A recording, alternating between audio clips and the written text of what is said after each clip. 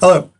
So in this video, we're going to talk about Bessie Head's short story, The Deep River, A Story of Ancient Tribal Migration, which I'm reading out of the Norton Anthology of World Literature. So Bessie Head, really interesting writer. She lived this life that was just like fraught with tragedy and events and things like this. She was born in South Africa to colored parents, and so she grew up lower in the social order, not the bottom of the apartheid social order, but in one of the lower rungs. Her mother was committed to a mental asylum. I think her father died when she was young, and so she sort of grew up in these very tenuous circumstances, but she managed to get an education. She became a big admirer of Gandhi, apparently. And then she eventually married and she moved to Botswana, which was a former British colony by the time she arrived there, not an apartheid state, so somewhat less oppressive. But I believe she was separated from her husband while she was in Botswana. And then eventually some various tragedies sort of struck, and she ended up becoming an alcoholic. She ended up going into a mental asylum herself, and she died quite young. She died at age 48. But she became one of Botswana's most influential writers. And one of the things that she did, as she does in The Deep River, is she would utilize folk memory or folk stories to reconstruct and legitimize histories. And so The Deep River, A Story of Ancient Tribal Migration, is a reconstructed ethnography. The footnote at the end, Head's footnote at the end, is the story is an entirely romanticized and fictionalized version of the history of the Botswana tribe. I'm probably saying that wrong. I apologize if I am. Some historical data was given to me by the old men of the tribe, but it was unreliable as their memories had tended to fail them. A reconstruction was made, therefore, in my own imagination.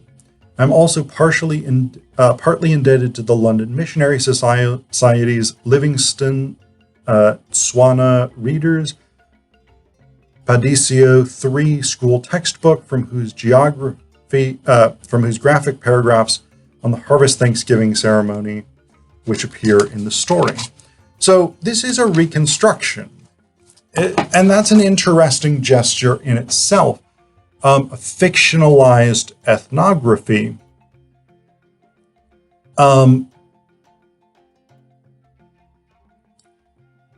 It can help reconstruct a culture that has been damaged through colonialism, but the interesting problem with it is whether this is a reconstruction as such, or whether this is a new construction of something that could possibly have been the case.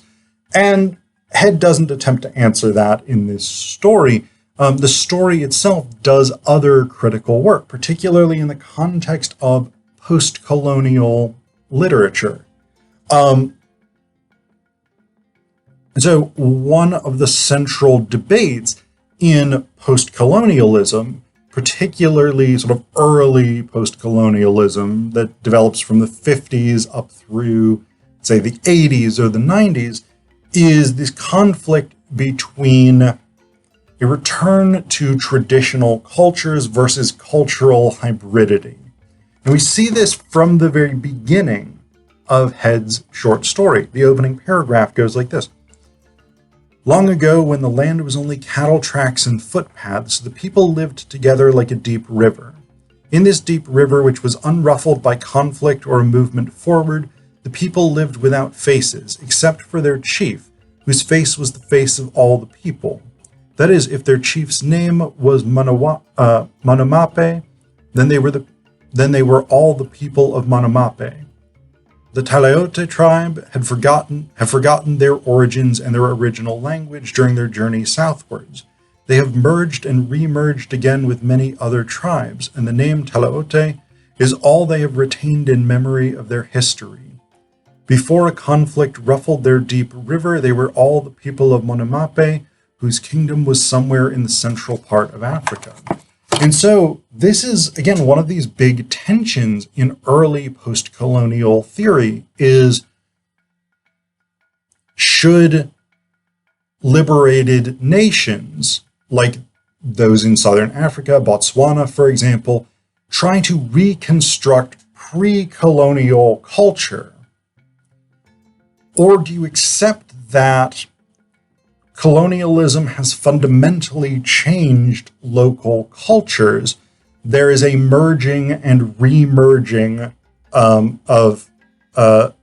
with many other tribes, effectively, as Head puts it here, and you cannot go back. What you can do is try and move forward by identifying the best elements of each culture available to you and trying to build a new culture based on that hybridity. Now, ultimately, that's kind of the position that won out, largely because in practice, it was never really feasible to try and reconstruct pre-colonial cultures and return to them with and erase the influence of the British or the French or the Germans or whoever it was that had colonized a particular area. It simply wasn't practical to do that. There are still some movements that attempt to do that, extremist movements like the Taliban, for instance, who want to eliminate Western influence from Afghanistan, but it's not really going to be successful. It's not a feasible project. It seems to be the general consensus at this point. And so what you have to figure out how to do is to move forward from where you are rather than try to move backwards. The other element that's introduced here in this opening paragraph is something akin to what's called African socialism. And African socialism is a distinct idea. It's a notion that has been championed by some African leaders and thinkers, people like Julius Nyerere, for instance, but it's also a sort of anthropological idea that's not fully credible. The idea that Africans, undifferentiated in many cases, Africans as a whole, lived in communal societies in which property was collectively owned and resources were shared, etc., etc. That's certainly true of some African cultures at some points, but there's many, many, many African cultures throughout history that have not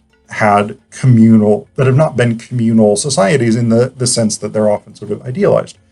But Head is clearly evoking that connection with this idea that the people lived together like a deep river.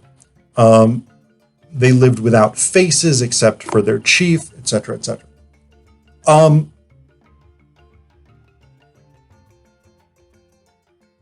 What the other element that we get in this story, the other element of sort of ethnography that we get, is this idea of a central authority. And again, this is partly this notion of African cultures as unified, organized, communal societies. So she says here, this is the third paragraph, so still very close to the beginning. Although the people were given their own plowing lands, they had no authority to plow them without the chief's order. When the people left home to go plow, the chief sent out the proclamation for the beginning of the plowing season. When harvest time came, the chief perceived that the corn was ripe. He gathered the people together and said, "Reap now and come home." When the people brought home their crops, the chief called the thanksgiving for the harvest. So this is a very ordered, regimented society that Head is reconstructing here. The problem comes a little bit later. You have Monemape, the chief, he has married Rankwana, who's his third wife. The problem is Sebembele, who's his Manemape's oldest son, falls in love with Rankwana. They have an affair, and when Rankwana has a son named Makobe,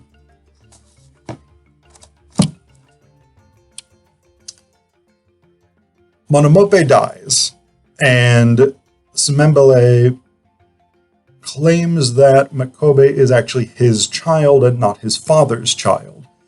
And he further says that he's going to marry Rankwana, and Makobe is going to be his primary son, the son who will inherit after him. This causes some problems. Partially because Semembele has two younger brothers who do not want the person they regard as their younger brother, to be ahead of them in line for the inheritance. And so you've got that element. So the two brothers start stirring up tension, but also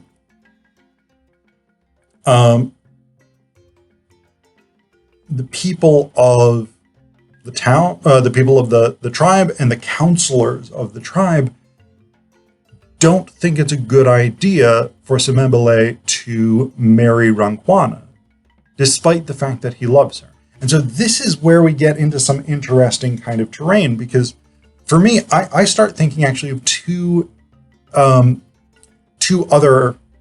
elements here, two other experiences. One is Shakespeare's Richard II, and the other is Edward VIII. And I know this is a Southern African story. I know Head is a writer from South Africa and Botswana, but I actually don't think the English connections to Richard II, the play, and to Edward VIII, the monarch who abdicated in order to marry, what's her name? I can't remember her name off the top of my head. Anyway, the monarch who abdicated to marry the woman he loved, who he was not allowed to marry while being king. The reason I think this isn't necessarily a bad set of connections is because Head is from South Africa, and she wrote in Botswana for much of her adult life. These are both former British colonies. British culture and British education were very central. And one of the things about the African education system under British colonialism was that Shakespeare was very, very central. And so Head very likely knew Richard II as a play. He probably had read it, possibly had seen it. And then, of course, the abdication of Edward VIII sent shockwaves throughout the British world. And so that narrative would have been very familiar to anybody growing up in British colonies. So what you end up having, and the conflict that really drives this story throughout, is that Semembele wants to marry Rankwana, and the people, the counselors, and his brothers are all saying, you can't do that. We won't allow you to do this. And so the conflict really revolves around this question: can a ruler do what they want, or do they have to act in their capacity as ruler? And this is the conflict of Richard II, right? Richard wants to follow his heart, but his official duties as king prevent him from doing that. The same thing ends up happening with Edward VIII. He can either marry the woman that he loves, or he can be king, but he can't do both. And so what we end up having at the end of the day is that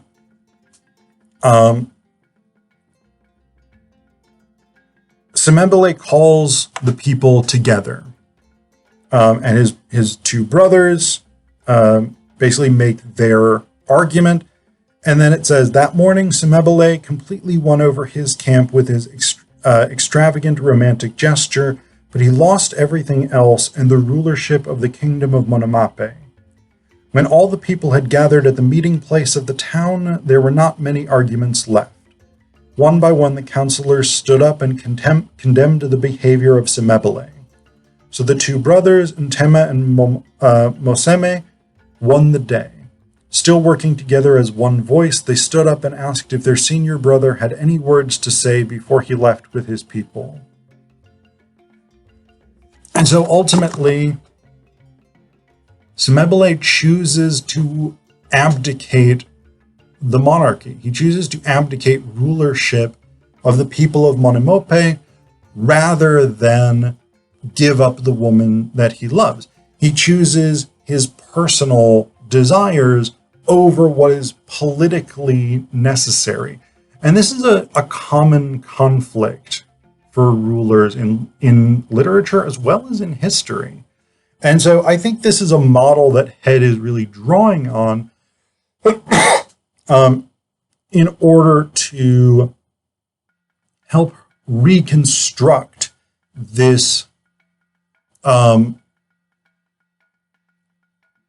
this ethnographic tale of this particular people in Botswana.